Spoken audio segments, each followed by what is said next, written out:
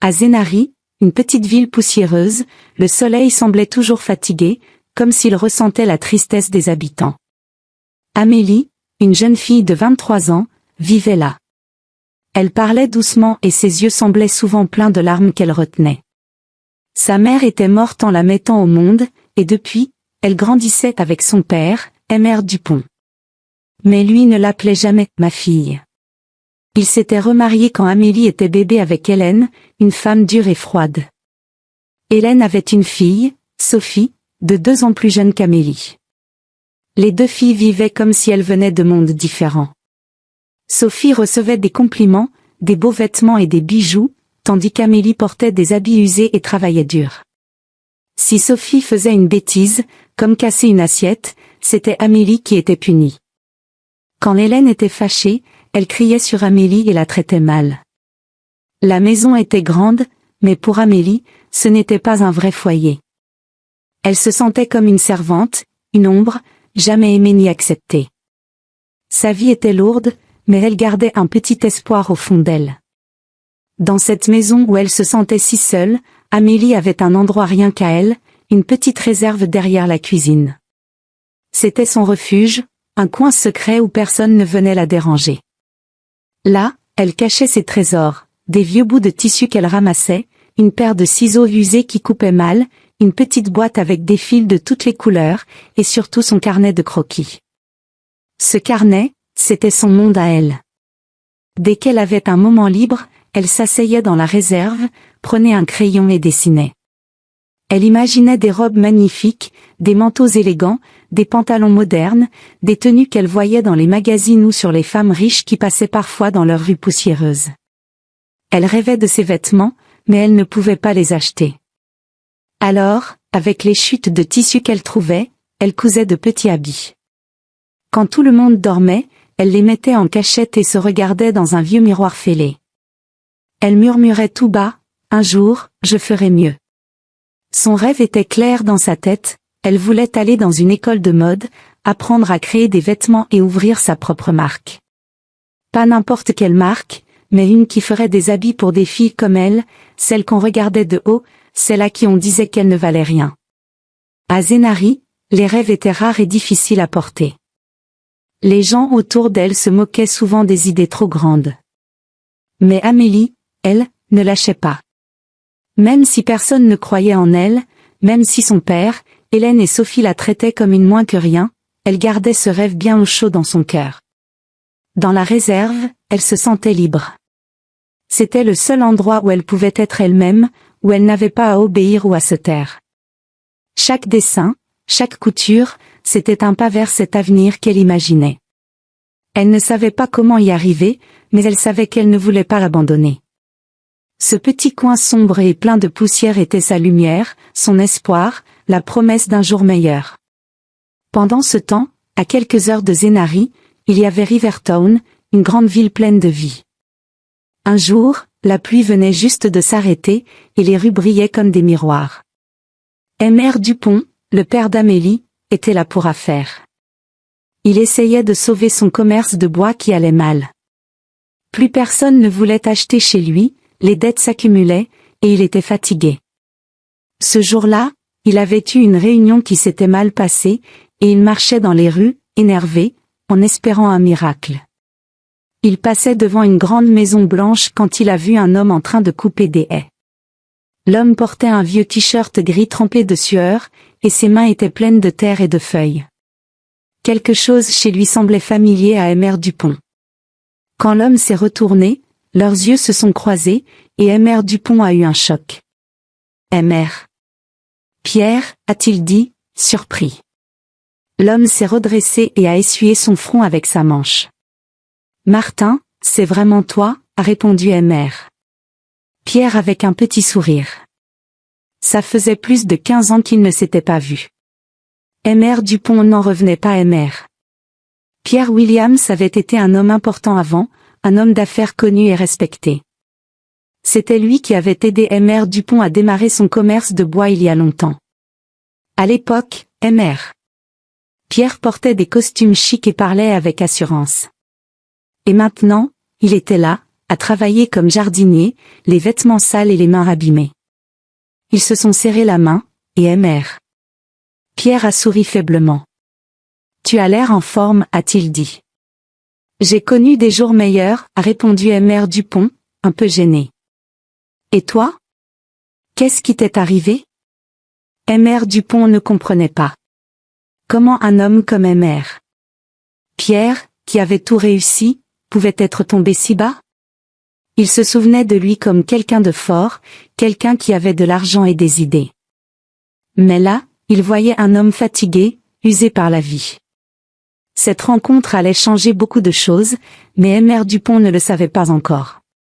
Il était juste curieux, et peut-être un peu content de voir que quelqu'un d'autre avait des problèmes encore plus grands que les siens.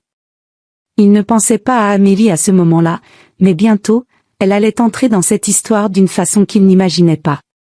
Aimère. Pierre a soupiré en regardant Aimère Dupont. Tu veux savoir ce qui m'est arrivé? C'est une longue histoire, a-t-il dit d'une voix basse. Il a essuyé ses mains pleines de terre sur son pantalon et a continué. Tout allait bien avant. J'avais une entreprise qui marchait fort, des gens qui me respectaient. Mais un jour, tout s'est écroulé. Mon associé, quelqu'un en qui j'avais confiance, m'a trahi. Il a pris le contrôle de l'entreprise, il a menti au conseil en disant que c'était moi le problème. Les investisseurs m'ont lâché un par un. J'ai essayé de me battre au tribunal, mais j'ai perdu. J'ai dépensé tout mon argent, mes économies, tout. À la fin, il ne me restait plus rien. Aimère Dupont l'écoutait, les yeux écarquillés. Mais tu avais tout avant, a-t-il dit. Plus maintenant, a répondu Aimère. Pierre avec un petit rire triste.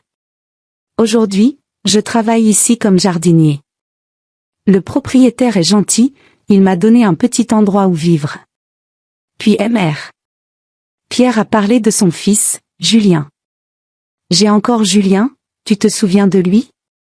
Aimère Dupont a hoché la tête. Oui, il était petit la dernière fois que je l'ai vu. Comment va-t-il? Le visage de Aimère. Pierre s'est assombri. Pas bien du tout. Il a eu un gros accident. Depuis, il est en fauteuil roulant. Il parle presque plus. Je me sens tellement mal pour lui. Je vieillis, et je voudrais lui trouver une femme, quelqu'un qui reste avec lui, qui lui tienne compagnie. Mais qui voudrait épouser un homme qui ne peut pas marcher et qui n'a pas d'argent? Sa voix tremblait un peu, et on voyait qu'il était désespéré.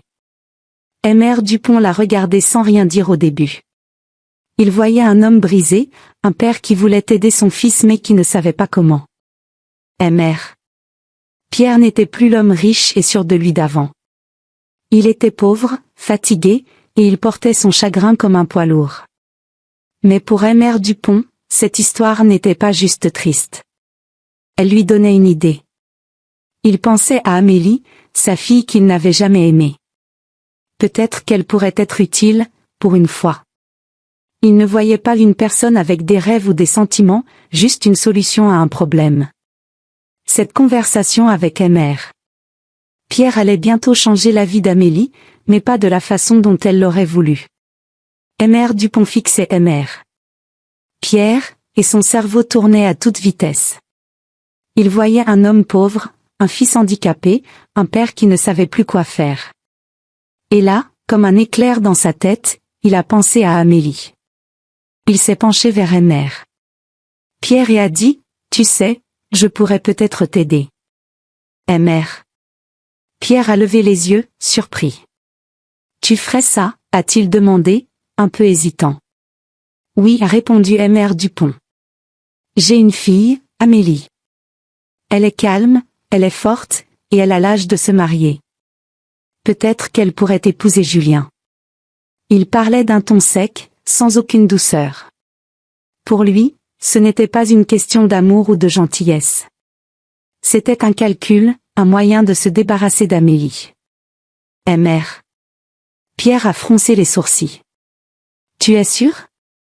C'est une grande chose à proposer. Aimère Dupont a balayé ses doutes d'un geste de la main. Ne t'inquiète pas. Elle ne fait rien d'important en ce moment, et ça t'aiderait aussi. En réalité, Mr. Dupont se moquait complètement d'aider Mr. Pierre ou Julien. Il ne pensait même pas à Amélie comme à une personne. Pour lui, elle était un poids, une bouche de plus à nourrir, une fille qu'il n'avait jamais voulu. La marier à Julien, c'était une chance de s'en libérer une fois pour toutes. Il n'avait pas une once de compassion dans le cœur, juste l'envie de régler ses propres problèmes. Mr. Pierre a réfléchi un moment. Il n'était pas sûr, mais il était tellement désespéré qu'il a fini par hocher la tête lentement. D'accord, a-t-il dit. Mais je dois d'abord en parler à Julien. Mr. Dupont a souri, pas un sourire gentil, mais un sourire satisfait. Il a donné son numéro à Mr. Pierre et est parti en pensant que tout était parfait. Il n'avait aucune intention de demander à Amélie ce qu'elle en pensait. Pour lui, elle n'avait pas le droit de choisir. Elle devait obéir, comme toujours. Il voyait déjà les avantages, moins de dépenses à la maison, une fille en moins à supporter. Il ne se demandait pas si elle serait heureuse ou si Julien voudrait d'elle. Tout ce qui comptait, c'était son propre intérêt. Cette idée cruelle allait bientôt bouleverser la vie d'Amélie, et elle n'avait même pas encore été prévenue. Quand Mr. Dupont est rentré à Zenary, il avait un sourire sur le visage, ce qui était rare ces derniers temps. Il était content de son idée. Dès le soir, il a appelé Hélène, sa femme, dans le salon. Il s'est assis et lui a tout raconté, sa rencontre avec Mr. Pierre, l'histoire de Julien en fauteuil roulant, et son plan pour marier Amélie. Hélène n'a pas été surprise. Au contraire, elle a éclaté de rire et a tapé dans ses mains. Enfin, a-t-elle crié. Cette fille va devenir le problème de quelqu'un d'autre. Mr. Dupont a ajouté, il est handicapé, tu sais. Hélène a haussé les épaules avec un sourire méchant. Tant mieux. Comme ça, elle restera coincée là-bas et ne reviendra pas ici en pleurant. De toute façon, aucun homme de Zenary ne voulait d'elle. À ce moment-là, Sophie, leur fille, est entrée dans la pièce. Elle portait une belle robe qu'elle avait supplié son père d'acheter la semaine d'avant. « Qu'est-ce qui se passe ?» a-t-elle demandé en mâchant un chewing-gum. Mr. Dupont a répondu avec fierté, « Ta sœur va se marier. » Sophie a cligné des yeux, puis elle a éclaté de rire. « Avec qui ? Un mendiant ? » Quelque chose comme ça, a dit Hélène en ricanant. Un pauvre gars cassé, en fauteuil roulant. Sophie a souri, moqueuse. Waouh, elle devrait nous dire merci. Personne d'autre ne voudrait d'elle. Ils riaient tous les trois, contents de leur plan. Aucun d'eux n'a pensé à prévenir Amélie ou à lui demander son avis. Pour eux, elle ne comptait pas. Ils étaient tellement occupés à se féliciter qu'ils ne voyaient pas à quel point leur idée était méchante. Hélène imaginait déjà la maison sans Amélie, sans ses corvées à surveiller. Sophie trouvait ça drôle de penser à sa demi-sœur avec un homme qu'elle voyait comme un « moins que rien ». Et Mr. Dupont, lui, comptait l'argent qu'il économiserait en se débarrassant d'elle. Il ne se demandait pas ce qu'Amélie ressentirait, ni si elle serait heureuse. Il ne voyait qu'eux-mêmes. Le lendemain, Mr. Pierre devait arriver, et tout était prêt pour mettre le plan en marche. Amélie allait être envoyée loin, sans un mot d'explication, sans un au revoir. Cette famille froide et égoïste allait changer sa vie, mais pas comme il le pensait. Le lendemain matin, Mr. Pierre est arrivé à Zenary. Il était habillé simplement, mais proprement, et il avait l'air humble. Hélène a crié depuis la maison, « Amélie. Viens ici. » Amélie était dans l'arrière-cour, en train de laver des vêtements depuis le lever du soleil. Ses mains étaient mouillées et fatiguées. Elle a levé la tête, surprise. « Fais tes valises, » a dit Hélène d'un ton sec. « Tu pars. » Amélie a froncé les sourcils. « Partir ? Pourquoi ? » Sophie, qui était appuyée contre le mur avec les bras croisés, a ricané. « Ton mari t'attend. J'espère que tu aimes les fauteuils roulants. » Amélie s'est figée. Ses mains ont lâché le vêtement qu'elle tenait, et il est tombé dans l'eau sale. « De quoi vous parlez ?» a-t-elle demandé, la voix tremblante. Emer Dupont est apparu derrière elle, grand et sévère. « Je t'ai marié au fils handicapé de Emer. Pierre, a-t-il dit. Tu pars à Riverton avec lui aujourd'hui. J'ai déjà pris l'argent de la dot, alors tu n'as pas le choix. » Les larmes ont rempli les yeux d'Amélie tout de suite. « À qui? Pourquoi? Je ne le connais même pas, a-t-elle crié. « À un homme qui a besoin d'une femme, a répondu Emer. Dupont, énervé. Sois contente, tu sers enfin à quelque chose. Amélie a regardé autour d'elle, espérant que quelqu'un dise quelque chose pour l'aider. Mais Hélène souriait, Sophie riait, et son père la fixait sans pitié. Personne ne la défendait. Elle a essayé de parler encore. Mais je ne l'ai jamais vu. Et s'il ne m'aime pas? Hélène l'a coupé. Tu n'as pas besoin de le voir avant, et il n'a pas besoin de t'aimer. Obéis, c'est tout. Amélie n'avait rien à dire. Elle est allée chercher un petit sac, y a mis quelques vêtements et son carnet de croquis, qu'elle a caché sous son bras. C'était tout ce qu'elle avait. Elle a suivi Emer. Pierre hors de la maison. Pas d'au revoir, pas de câlin, juste le silence. Ils sont montés dans un bus pour Riverton. Amélie regardait par la fenêtre, le cœur lourd. Elle ne savait pas ce qui l'attendait, mais elle savait qu'elle laissait derrière elle une famille qui ne l'avait jamais aimée. Ce départ forcé était un choc, mais c'était aussi le début de quelque chose de nouveau, même si elle ne le voyait pas encore. Le voyage en bus jusqu'à Riverton a été long et silencieux. Quand ils sont arrivés, Amélie a regardé par la fenêtre et a vu une ville différente de Zenari. Les routes étaient larges et lisses, les bâtiments grands et beaux. Les gens marchaient vite, habillés avec des vêtements propres et tenant des téléphones modernes. C'était comme un autre monde. Emer. Pierre l'a guidée à travers la ville jusqu'à un grand domaine calme, avec des arbres hauts et des fleurs colorées. Ils ont passé un énorme manoir et sont allés vers une petite maison à l'arrière. Elle était simple, mais propre. C'est ton nouveau foyer, a dit Emer. Pierre doucement, avec un sourire gentil. Amélie a regardé autour d'elle. Il y avait un petit salon, une chambre bien rangée et une salle de bain sans tache. Elle n'avait jamais vu un endroit aussi paisible. Je vais chercher Julien, a ajouté Emer. Pierre avant de partir. Amélie s'est assise sur le bord du lit, son sac sur les genoux. Son cœur battait fort. Elle ne savait pas à quoi s'attendre. Quelques minutes plus tard, la porte s'est ouverte. Emer. Pierre est revenu, poussant un fauteuil roulant. Dedans, il y avait un homme. Julien était beau, avec un visage marqué et des yeux calmes mais puissants. Il portait des vêtements simples et ne montrait aucune émotion. Voici Julien, ton mari, a dit Emer. Pierre. Amélie a murmuré un petit « salut » timidement. Julien a hoché la tête une fois et a regardé ailleurs. Le silence dans la pièce était lourd, presque étouffant. Amélie ne savait pas quoi faire. Elle tenait son sac plus fort, mal à l'aise. Puis Julien a parlé, d'une voix froide. « Tu n'as pas à faire semblant, a-t-il dit. » Amélie a cligné des yeux. « Pardon ? Je sais pourquoi tu es là, a-t-il continué. Tu m'as épousée pour le peu d'argent que mon père a encore. Fais ce que tu dois, et je ferai pareil. » Ces mots étaient durs, comme s'il la repoussait déjà.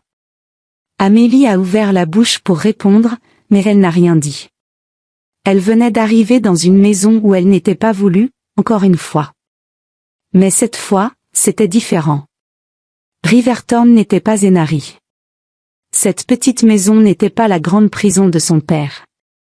Elle ne savait pas encore si elle pourrait être heureuse ici, mais au moins, c'était un nouveau départ. Après cette première rencontre froide, Emer. Pierre a essayé de détendre l'ambiance. Il a regardé Julien avec des yeux doux et a dit « Essaie d'être gentil, fils. » Elle n'a pas choisi ça non plus. Julien n'a rien répondu. Il serrait les accoudoirs de son fauteuil roulant, les doigts crispés. Emer. Pierre s'est tourné vers Amélie avec un sourire fatigué. Je vous laisse vous installer. Si vous avez besoin de quelque chose, dites-le moi. Puis il est sorti, fermant la porte doucement derrière lui. Amélie et Julien étaient seuls maintenant, et le silence était encore plus pesant. Le premier jour a été très dur. Julien ne la regardait presque pas. Il restait dans un coin du salon, lisant un livre ou fixant la fenêtre. Quand Amélie essayait de parler, il hochait la tête ou donnait une réponse courte, comme « oui » ou « d'accord ». Parfois, il ne disait rien du tout. Amélie ne voulait pas abandonner. Elle a décidé de rendre la maison plus chaleureuse. Elle balayait le sol, faisait la cuisine, pliait les vêtements de Julien avec soin. Un soir, elle a préparé un bol de riz avec du ragoût et l'a posé devant lui. Il l'a regardé et a dit « Tu n'as pas à jouer la comédie. Je n'ai pas besoin de ta pitié. » Ces mots l'ont blessée. Cette nuit-là, elle s'est couchée de son côté du lit et a pleuré en silence, serrant son carnet de croquis contre elle comme un doudou. Mais le matin, elle s'est levée et a recommencé. Elle ne voulait pas se laisser abattre. Elle a repris sa couture, un peu comme Azénari. Avec de vieux vêtements de Julien trop grands ou abîmés, elle réparait des manches, ajoutait des boutons, fabriquait des coussins avec des bouts de tissu qu'elle trouvait. Julien ne disait rien, mais il voyait ce qu'elle faisait. Amélie continuait, jour après jour.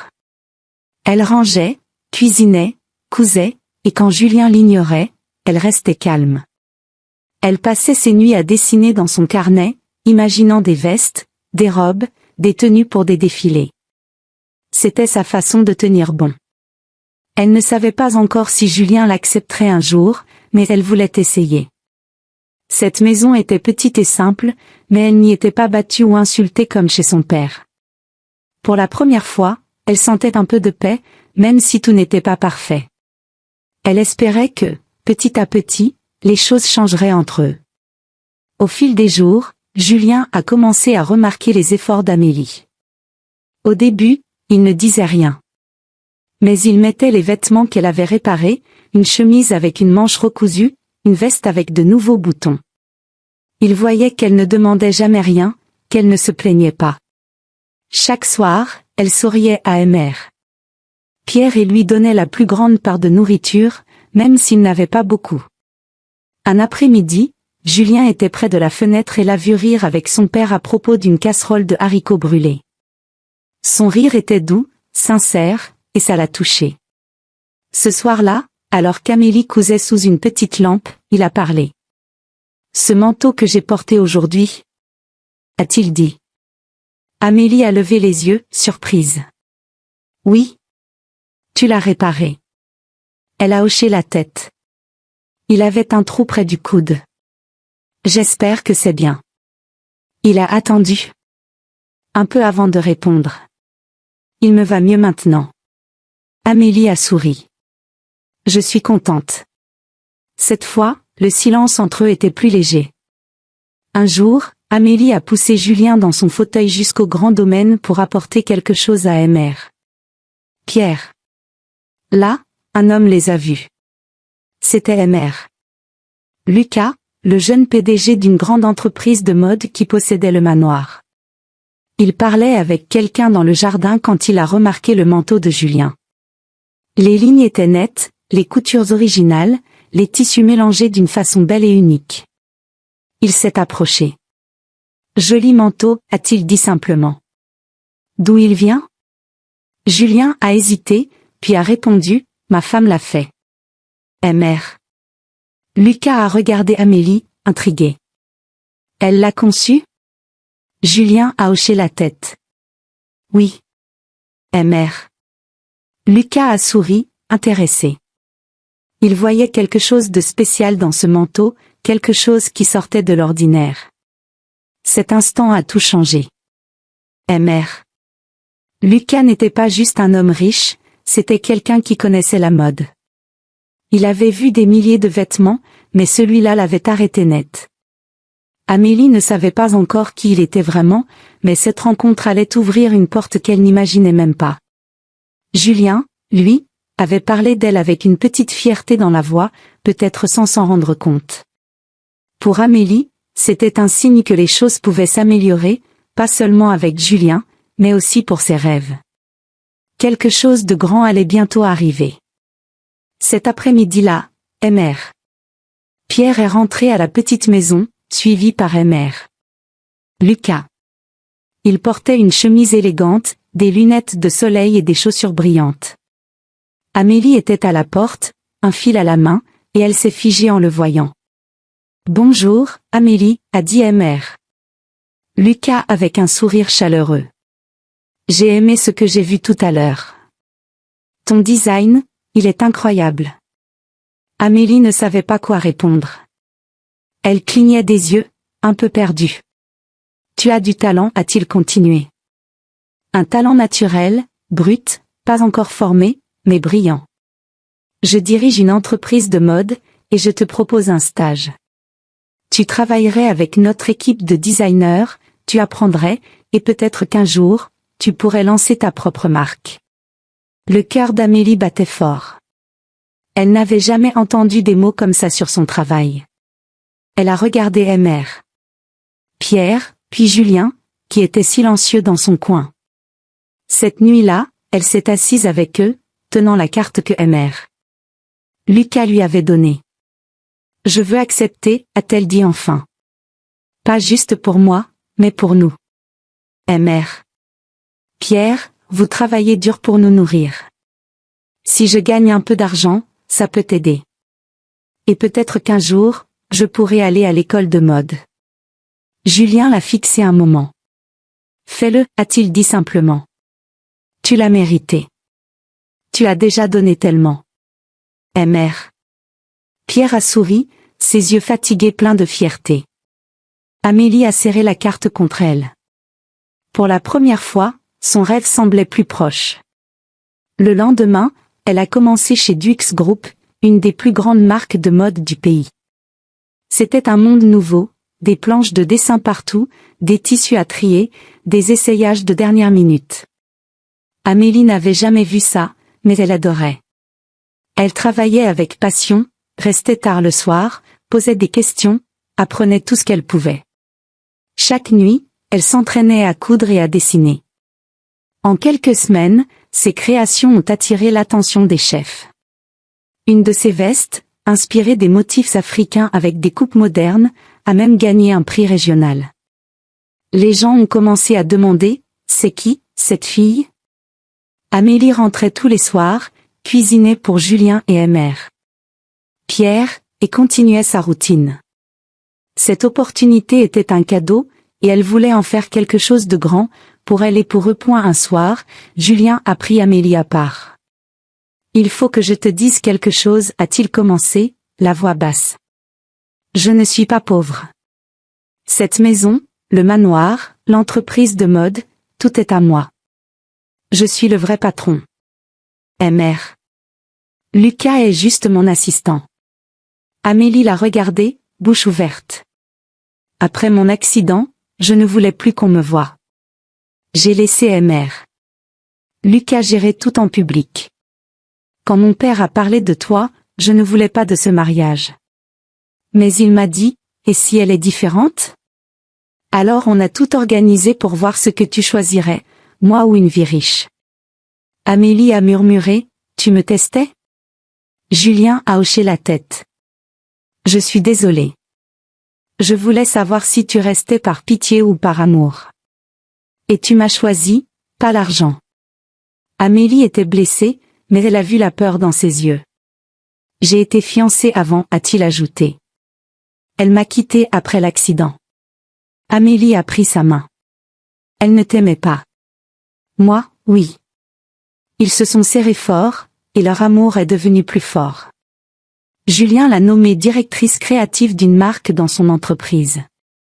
Elle a lancé, pas juste des fils, une ligne de mode qui a marché dans le monde entier.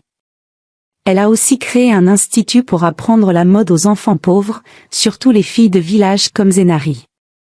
Julien, inspiré par elle, a repris la thérapie et a remarché.